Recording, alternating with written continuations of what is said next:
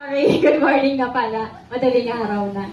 Sa mga C15 empleyado, tapos C16, good morning pala. I have nothing to say. Only thank you. Salamat sa inyo. Sa mga umabot na ng 2 years, mga nakasama ko last party and then ngayon na naman. Sa mga nag-stay pa, ay stay strong lang.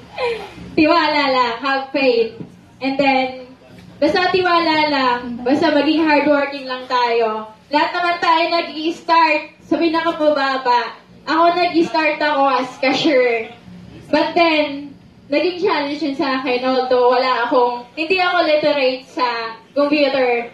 But, challenge ko yung sarili ko na gusto kong i-take yung challenge na yun, i-motivate yung sarili ko. And then, suddenly, tinry nila ako maging office staff. Hindi ko alam kung bakit ako yung kinuhang office staff na yun. But then, naniniwala ako na kaya ko. And then ngayon, naniniwala ako na from the start, unti-unti parang puno lang yan eh. Diba? Nag-i-start sa pinakamaliit na puno.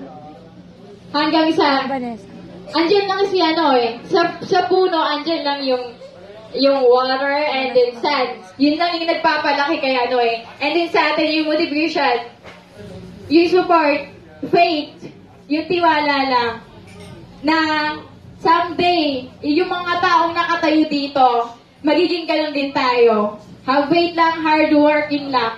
Magtiwala lang na kaya natin yun. And then someday, magkaroon kayo ng mindset na someday, makakatayo din ako sa stage na yan, hindi man dito or sa other stage. Yun lang. So sana, this coming 2020, mas maging better pa tayo. Hindi better sa mag-improve sa lahat ng bagay. And then, yun lang po. Magandang umaga.